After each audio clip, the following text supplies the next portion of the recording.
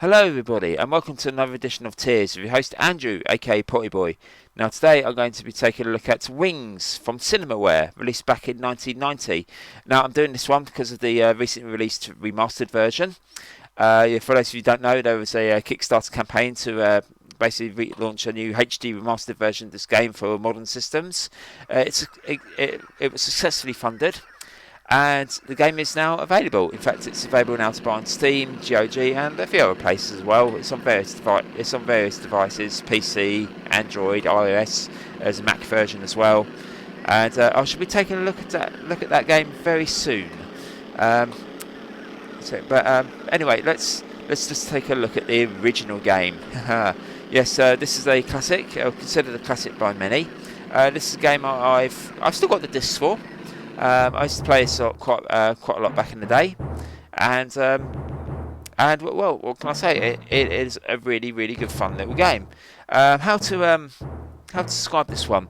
Basically the story is basically it's World War One, and so the game is set during the First World War, and basically the idea is that you're a member of the 56th Squadron, which is basically a group of elite pilots and things. And basically the whole idea is that you fly around in your plane and you shoot stuff. So, yeah, that's pretty much all there is to it. It's certainly a game with a lot of depth, but it doesn't go over your head. It's quite a very easy game to play, really. It was primarily designed for people who normally play like arcade games, and but this is sort of like one with like it's got a bit of depth to it. There's a cinematic story to it.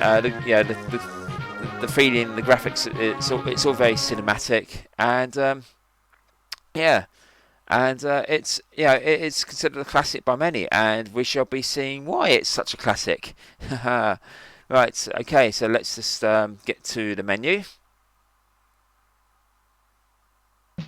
And here we are. Well, okay, it's not really the menu, but it's the flight school. And as you can see, there's a name already down there, Waldo P. Barnstormer. Okay, well, first things first, we shall add a pilot. I shall indeed put my name in, which of course is, you should all know it by now, it is Andrew Potts. Yes. Okay, right. Now here we got these four abilities there here, and basically you have to assign a certain number of points. I think at first you get like 40 points to assign basically to each of your different abilities. There's four different types. There's the flying ability, which basically determines how well you fly, how fast you go, and how good you steer around and how good you steer the plane. Shooting ability is how many hits are taken down, how many hits it takes for an enemy plane to be taken down, and then you got stamina, which is basically your health, how much health, and then you got your mech aptitude, which is basically your how well basically jam your guns. Right, now before we can join the 56th Squadron, I've had to go on a training mission, in which case I've got to shoot down this target balloon. Now the game is split into three different styles of gameplay. Basically you've got these 3D segments here, which are really quite impressive for the time. You've also got these top-down bombing sections, and there's a strafing one as well. You probably won't get to see the bombing runs in this video, unfortunately. Because the thing is, the training missions are random. You have to do one training mission, and it picks one at random. There is one for the bombing, but unfortunately I didn't get it this time round. Instead, I got the 3D combat one. But unfortunately, the bombing levels don't appear till later on in the game, and that's due to the fact that there was a bomb shortage in at this part, during the early years of the First World War. So it's always interesting facts. Right, now the guy you just met, several screens ago was Colonel Farrer. He's basically your boss, and he's just giving you this journal here, which I'm not going to read out to you. You can. There's a lot to read there, so but you can pause the video and read it if you want to. But yeah, basically, it's always a good idea to read these journals because they give you an idea of what's going on with the story, and also things like they give you an idea as what your next mission is going to be as well. So it's always worth checking them out. Right, okay, now I'm ready for my first mission, which is patrol for enemy aircraft. Right, and then and my flight group is basically who you're flying with. I'm flying with Ted, Julian, Dolan, and I think for both of us it's our first mission. So we had no kills, no missions. So both first-time pilots. Okay, right.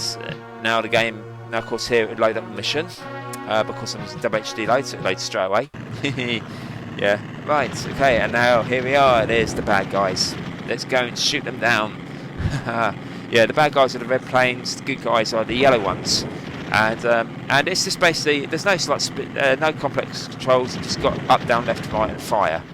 Basically, that's all you got. that is literally all you've got in this game. Yeah, you may think, oh, it looks really complex and complicated, but no, literally that's all you have to do. It's basically an arcade game at heart, and a really good fun one as well. And we've finished the mission. I gave a final salute to the pilots who fell. Oh, yeah, nothing like saluting the bad guys. Okay, right, so there's the flight log. Okay, casualties. Oh, we've got one guy missing. Oh, okay. There's the squadron roster, as you can see right down the bottom, because I've only had one mission. I had no kills, unfortunately, in that last mission. They were taken down by the other guy. And now here we have is another journal. Oh, yes. Oh. So some of these journals are worth a read as well. They're very funny, and they are well worth a read. Okay, right. Next one is once again patrol for enemy aircraft. So another 3D one. Right. So okay, yeah. Most of the time you'll be flying. Most of the time the sort of gameplay you have is the 3D sections, but later on the gameplay does become a bit more varied as they start introducing more strafing runs and bombing levels as well. Basically the bombing levels are basically like they're top-down shooter sort of things, but you have to bomb buildings and things. And then the strafing run is basically like an isometric shoot 'em up, which one where you have to blow the crap out of certain things. Okay, right. So let's go and take this guy down. I've got the one thing I always found annoying with the 3D sections is when your guns jam. Which I don't believe happens in this video. I don't know. It's been a while. It's been a little while since I recorded this one because I was actually due to record this one a couple of weeks back, and I did. I did record it. Unfortunately, I kind of felt a bit ill, so when I was ready to do the voiceover, I didn't feel too good. So, right. So I finally get around to doing the commentary on it. But yes, yeah, Wings is. I'm starting to rabbit on about so many things now, and like I usually do. But yeah, Wings. It's easy to see why this game is such a classic. Oh, no, there you go. Now my guns are jammed. Yeah, you are literally a sitting duck. So literally, all you can do now is just fly around. You eventually your guns do come back. In this state anyway, I only get the gun on the left side back because the one on the right is completely damaged. It was damaged by gunfire. Oh dear. Yeah, this was really great. Oh, hello. It looks like he's knocked a plane. He's knocked down the pilot. Hey. Oh, another victory for the 56. But yeah. I forgot. I lost track of what I was talking about now.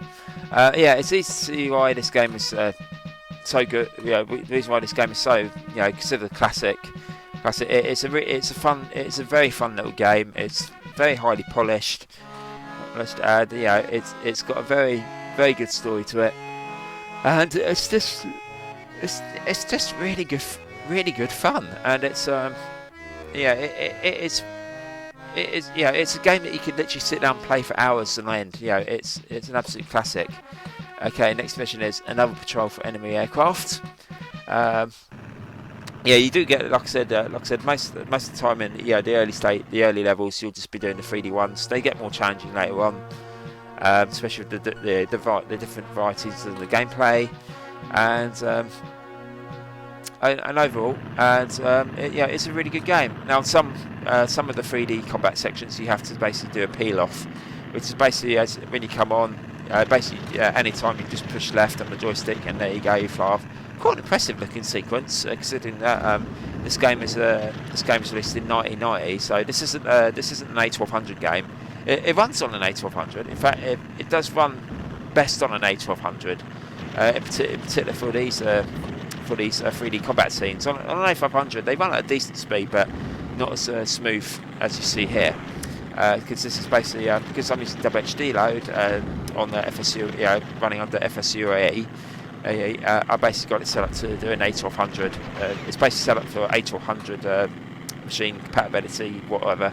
So, but yeah, so if you're playing this on an A1200, which is the real Amiga that I've actually got sitting beside me here. Yeah, this is how it will run on your system. Well, it should. Well, at least I think so anyway. Well, actually, I think it does. It's pretty accurate. But yeah, hey, take that, you bad guy. And yeah, it's just a really good fun thing. Oh shit, my gun's blast! My gun's jammed. Yeah. Okay, and actually, there's one thing I forgot to say about this 3D about the 3D stages. Basically, you see the guy's head turning around. He's basically an indicator, basically showing you where the bad guys are. Instead of having like a radar or something like that, your character moves his head, which I think is pretty unique. It works most of the time.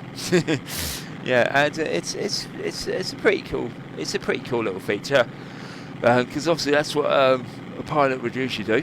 Probably would have done back in the day. He would have looked around to see his opponents. So yeah, and he's basically giving you an idea of where they are. And yeah, it's just a really great game. This is this is a classic. It's considered one of the many greats. And it's just a wonderful little. It's just a wonderful game, and like I said, the graphics are really good. The graphics are really great for the time. The sound is really good, including all the music and stuff. Really good music and sound effects. The gameplay is absolutely, they've pretty much got it spot on. It's just a great fun little game for a fair bit of depth as well, and a good bit of story to it as well. And fiddlesticks!